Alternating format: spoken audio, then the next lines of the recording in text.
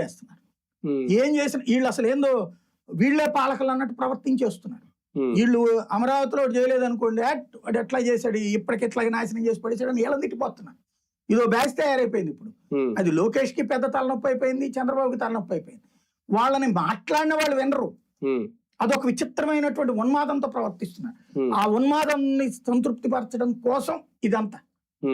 ఆ ఉన్మాద తత్వం ఉన్నటువంటి వాళ్ళు అతి పరిమితం. కానీ ఆ ఉన్మాద తత్వం ఉన్నోళ్ళు అవసరమైతే సొంత పార్టీ ఎమ్మెల్యేలను తిడతారు, సొంత పార్టీ మంత్రులను తిడతారు, ముఖ్యమంత్రిని తిడతారు, లోకేష్ని తిడతారు. అది తిట్టడమే వాళ్ళ స్వభావ లక్షణం.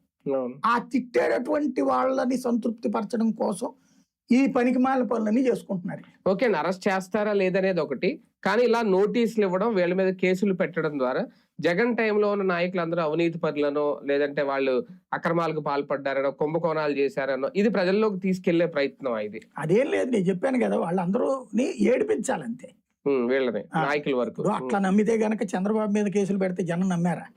రివర్స్ అయ్యి ఓటే లేదా? జగన్ మీద కేసులు పెడితే జనం నమ్మారా? రివర్స్ అయ్యి ఓటే లేదా? జనం రాజకీయ నాయకుల మీద పెట్టే కేసులు నిజంగా రేపొద్దున రాజకీయ నాయకుడు మనకు నచ్చేటటువంటి నాయకుడు మర్డర్ పబ్లిక్ ఎదురుగుండా చేసినా కూడా ఏముందిలే అనుకునేటట్టున్నారు ఇప్పుడు. ఇప్పుడు మొన్న జరిగినటువంటి అవి రెండు చాలు సాక్ష్యం. విజయవాడలో వరదలను సృష్టించడానికి జగన్ గండి కొట్టాడని ఒకసారి, ఫస్ట్ గండి, రెండోది